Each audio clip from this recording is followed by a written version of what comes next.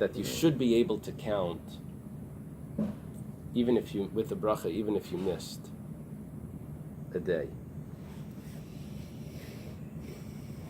Right? And the Bahag says that you shouldn't be able to. But he says if you miss by night, you can count by day. That's what we do. That if you miss by night, you count by day. But if you miss the whole day, and if you count by day, then that night you can still say a bracha. Even though the Bahag says that if you miss, you can't, but the Bahag also says that you can count by day. So if you accept the Bahag, then you have to be able to count by day, and then you can continue. Okay. That's good enough. The Mishnah says, Katzruhu, they cut the Aimer. V'nasnu b'kupes, they put it into boxes. There were 3 boxes, right? 3 people cutting, 3 boxes. Haviu la'azara, they brought it into the courtyard of the temple. V'hi mahavim ma'isay ba'ar, and they would scorch it with fire. K'dei l'kayim by mitzvahs kali. In order to fulfill the mitzvah, it says, Aviv koloi ba'esh geres carmel. So how do you do the kali? Kali means roasted or toasted. So it was scorched. Divrei Reb Meir, that's what Reb Meir says.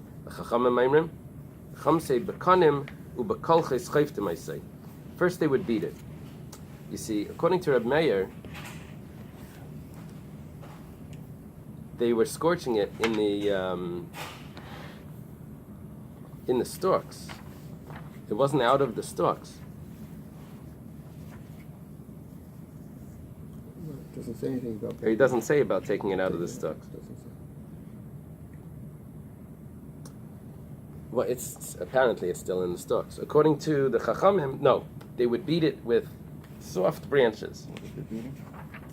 The grain is in the husk, and they would take, you have to get it out of the husk. You would have to bang it out of the husk, so it would come just to kernels. Otherwise, it's still in like the. Imagine, for us, we only see the corn. We don't really see wheat. But imagine if it's still like in the ear of corn, like that type of thing. So it has to be taken out. So the Chum say they would take it out, but they would take it out in a way, they would bang it softly, Kadesh Yismayach, because they didn't want it to get squished.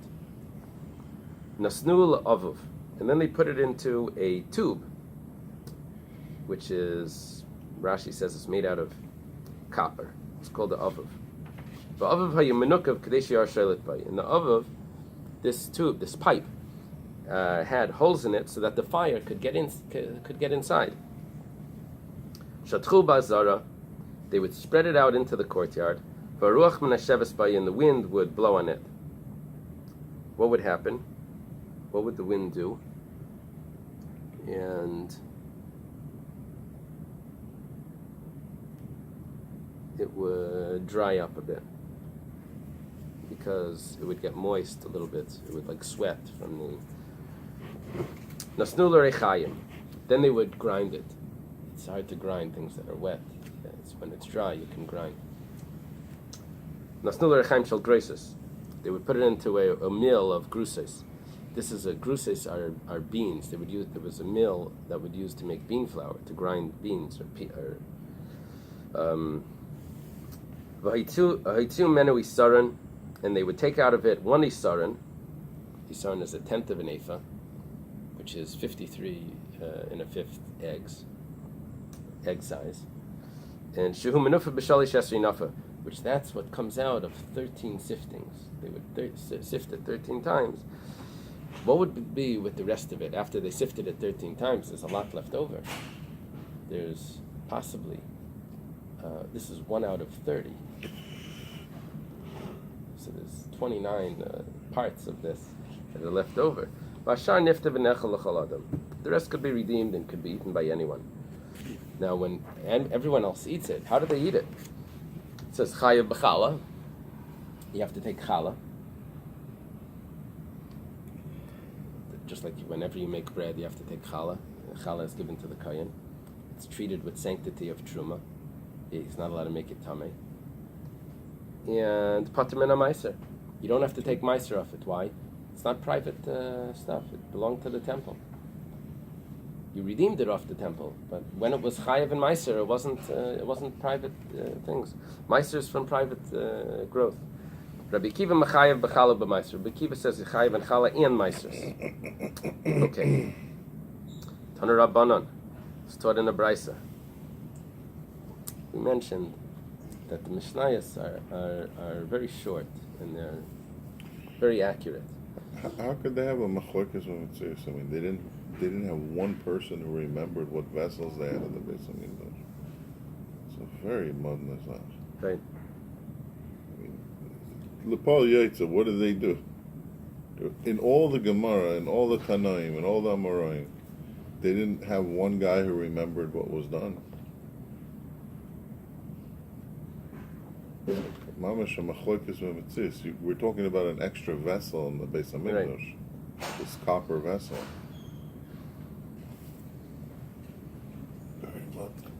I have some answers, but they're not satisfactory. Okay, they're not satisfactory. No,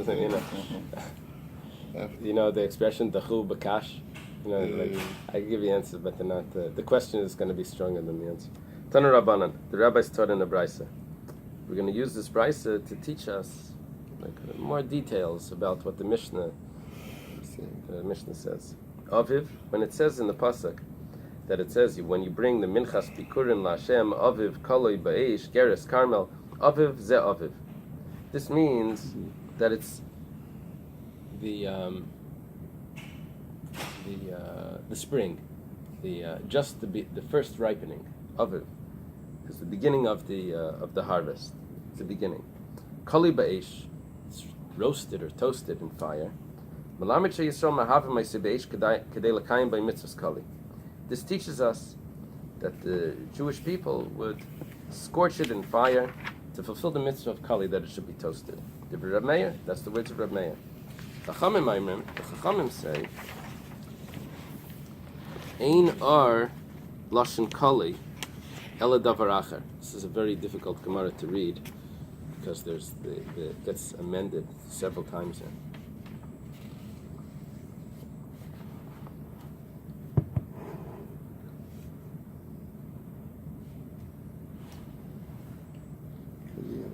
You have to skip a little bit.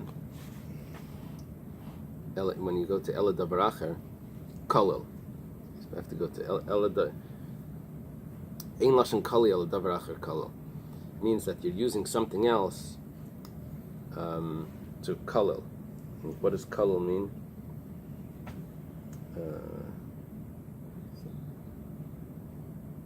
And kolel means the vessel that's being used.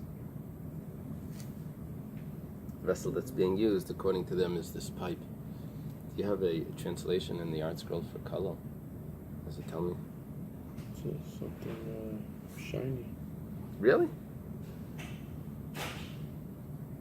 Kali. It says Kali. So that's what it means, that the copper was shiny? That could be. Very good. Okay, Haketzad, how is this done? Aviv or Aviv, Abuv, in my Gemara. Abuv shel kloyasaya. It was a pipe that was used to toast grains. We don't really have, actually we do, we have granola. We have toasted oats and things like that. But we would have toasted grains and they would use this pipe to toast it. Hayasham, it was there. V'haya menukav kikfara. And it had holes in it like a sieve, like a sifter, right? Kadesh tehei ha'ar sheletes bekule, so that the flame should be able to get inside it. Okay, now the Brisa asks. It says in the pasuk that aviv koloi in geres. It says that it's aviv, the first. It's koli, it's toasted, and geres, it's also ground. Geres means that it's crushed up, like gruses, like grisin, are split and cut. Any idea im aviv koli? I don't know if it's toasted when it's the first cut, or im geres koli, or if it's toasted as flour. Sometimes there's such a thing, toasted flour. What does that mean? The grain was toasted or the flour was toasted? Whatever that's what the Gemara is asking here. I don't know what it means. Kishawaimer ba'esh, it says kaloi ba'esh. Geres Carmel, because the Eish comes in between kaloi and Geres, that means that it was toasted before it was ground. Hifsika inyan. That splits it, and it tells me that it was toasted while it was whole. Carmel. What does the word Carmel mean? It's the winery. That's probably after the area, right? But Carmel, the Bais says, you take the word car in mal, and you do car, you read it backwards, and you read it as rach.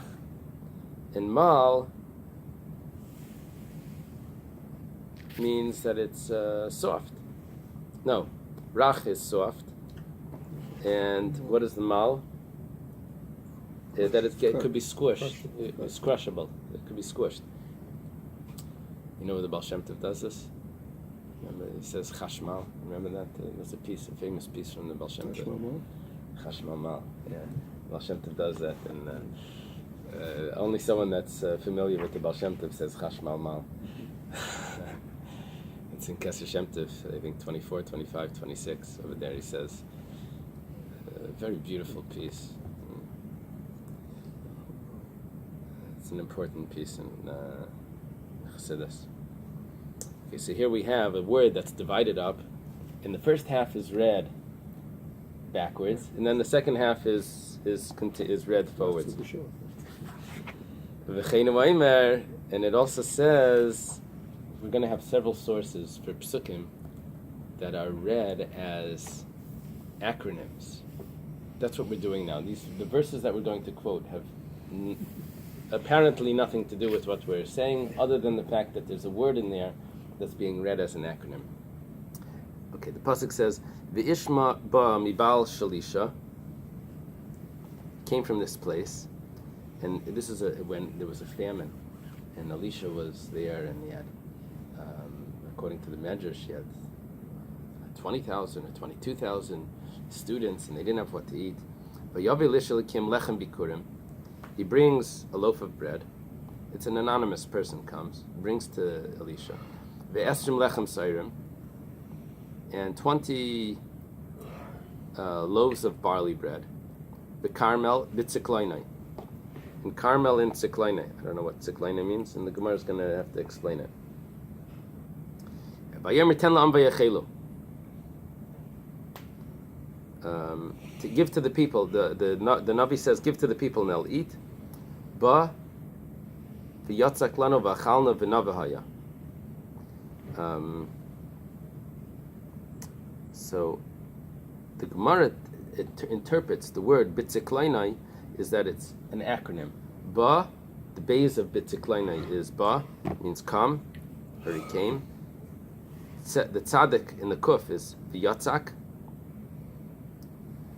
and the lamed bitziklainai is the lanu, and then nu is v'achalnu. Or the vav is v'achalnu, and the nun vav is v'navahaya, and it was nice. That means that the bread was nice. It was a miracle that this bread, 20 loaves of bread, fed all those thousands of people. I think it says 100 people, person per bread or something. That makes sense. Okay. 2,000 people then. Now, the next pasuk. V'omer nis'alsa ba'ahavim. Nis'alsa. This is talking about. This is in Mishlei, right? Where's the pasuk? This is in Mishlei. This is a, I guess, a prostitute or someone that's telling her, the person that she's sinning with. She says, "Well, rejoice with love." What is nis'alsa? Nasa. They'll go up. Nasan. Nasa v'nasan. That means we'll give and take. Nasa v'nasan is give and take. It means we'll discuss. V'nala will go up. I guess it means to the bed. V'nismachin will rejoice. V'nischati ba'ahavim. And we'll go down as lovers. I guess nischati could also mean to be lowered. V'omer, we're going to bring another pasuk where a word is broken up and it's read like letter for letter. Each letter corresponds to a word. Knaf rinonim nelsa noisei oila v'neschata. Okay, knaf rinonim it's a type of bird that it's nalsa. It means that it's noisei oila v'neschata. It carries its eggs, it goes up, and then it puts them down in the nest. But the word nalsa is broken up to noisei oila and neschata. Okay. Va'omer, and this is the one that's more familiar to us. Ki yorat haderech lenegdi. This is the pasuk by Bilam. Malach tells Bilam that why did you hit your donkey 3 times? I came onto the road. That the road turned. What does it mean? Yarat? Yarasa, rasa, natsa. He saw, he was, or yarasa must be afraid. He saw, and he turned. The Bei Rabbi Shmuel Tana, Carmel is Carmele. Okay, we have another way of interpreting the word Carmel, and Carmel means a full cluster. That means that it wasn't taken when it was unripe, because with a cluster of wheat, the husk, when it's full, that means it's ripe. When it's unripe, then it's not full. So he says Carmele. Car means the holder of it is full of the grain. Okay. Rabbi Akiva mechayev b'chala v'maisus. Rabbi Akiva said that it's chayev in chala and in maisus. Amar Rav Kana. Rav Kana says, one of my sources that I use to find out who's the Tana, who's the Amira, he claims, his name is Naftal, Moshe Naftal, claims that there's 6 Rav Kanas, so it's very hard to know which one. But the reason why he does that is because he doesn't want to give them each a certain, how long they lived, did they travel from here to there. It's to avoid all of those complications. He says there are 6 different ones. Otherwise, you can say that there were less and they moved around. And what's wrong with saying they moved around? yeah, it's fine. You could do that too. It's late. Let me stop over here. I'm sorry. Sorry, we're running late. Oh, actually, did they start on time? Did they start at 6:30? 6:38. They start at 6:38? So let's go another few minutes so we'll feel that we're on schedule. Rabbi Akiva mechayev b'chala v'maisus. Some Rav Kana. Rav Kana says, Omer haya Rabbi Akiva. Rabbi Akiva says, why is it chayev in chala? Why is it chayev in maiser? This belonged to the temple. It's not private grain. He says, miruach hektish ein a paiter. When are you chayev to give the maiser? Only when the produce is ready to is fully harvested and everything was done. What's the last process of the grain? It's when you would put the grain into the silo and you would take a stick and flatten the top of the grain, because when you pour it in, it goes, it's not flat. If you put a cover on it, you would need to flatten it out. So that's called miruach. Miruach is smoothing off the top. So miruach hektish. This grain was completed by the temple, but ein a paiter. That does not exempt from maisrus. That's Rabbi Akiva's opinion. That's why it's chayav maisrus. Everything is clear. And why does the first opinion says that it's pater from maiser? It's because it was done by the temple, and it is when the temple does miruach, the smoothing off the top, the final part of the process. It is pater from maisrus. It's machlekes Rabbi Akiva and everyone else. Masav Rav Sheshes. Rav Sheshes has a question. Rav Sheshes is a student of Rav Huna. He's a student of Rav. It says, Meiser shalish sain halala mahayayisim bai. What would they do with the leftover grain? With there were 3 saw of grain according to the sages, and they only used 1/30th of it. They only used nisarin. It says nifta v'nechel l'chal adam. It was redeemed and it was eaten by anyone. Chayav b'chali. Of course, you have to take chala, because when is it chayav and chala? When it's turned into dough. And who turned it into dough? The people that redeemed it. It wasn't belonging to hektish when it was turned into dough. So chayav and chala. But upatim and a maisers. But it's exempt from maiser assuming, ostensibly because it was finished by the hektish. Rabbi Kiva mechayev b'chala b'maisros. Rabbi Kiva says it's chayev in chala and in maisros. Amru Loi, the sages said to Rabbi Akiva, why do you say that it's chayev in maiser? I'll prove it to you that it's not chayev in maiser. Let's say someone takes grain and he redeems. If there's any grain that's grown by a temple, something that's owned by the temple, the temple doesn't need it. So you go to the person in charge, the Gabbai, it's called the Gizbar. You go to him and you redeem it from him. And the rule would be that if you redeem it from the Gizbar, you don't need to take Meiser. Paida miyad Gizbar yechiach. Why over here by the Omer do you have to take Meiser? Any other situation where you redeem from the Gizbar grain, you don't have to take Meiser. Shechayev b'chala patim min ha-Meisers. Over there, when you're redeemed from the Gizbar, you're chayev and chala patim min ha-Meisers. Okay. Rav Shesha's question is like this: Ve'im isa de miruach hekdesh ein a-paiter. And if Rabbi Kiva holds that miruach hekdesh does not make you exempt, Maika Amrilei. What are they telling him? He doesn't hold of that. If he argues about paida miyad gizbar, that if you redeem it, he would hold that you're exempt. And they're asking him, what about that case? He argues on that case as well. Why? What are they telling him? The Gemara says, he. That's exactly what he responds. That's the machlekes. They tell him another case, and he doesn't hold of that either. But that's the okay. That's not a kasha. Why did they ask the question? He responded that answer. Okay. Also, Esri Rav Kahana bar Tachlifa Rav Kahana bar Natasya. I'm not familiar with him. What do you have over there? You have a different name? Rav Kahana bar Tachlifa Rav Kahana. Oh, Midatanya. You see that? It's supposed to be Midatanya. Midatanya, from the fact that it says Rabbi Kiva Mechayev b'chala b'maisers l'pi shlei nesnu ma'is el l'tzarich lehem. Rabbi Kiva says if someone gives extra grain or the extra flour rather of the omer is chayev and chala and maisers. Why?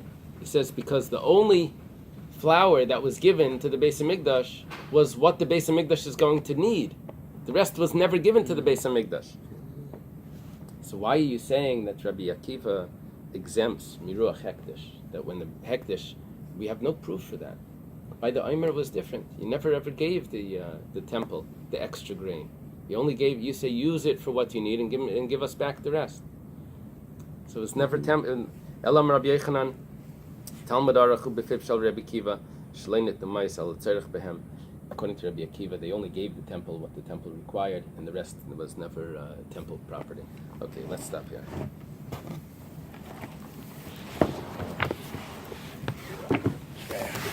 Okay.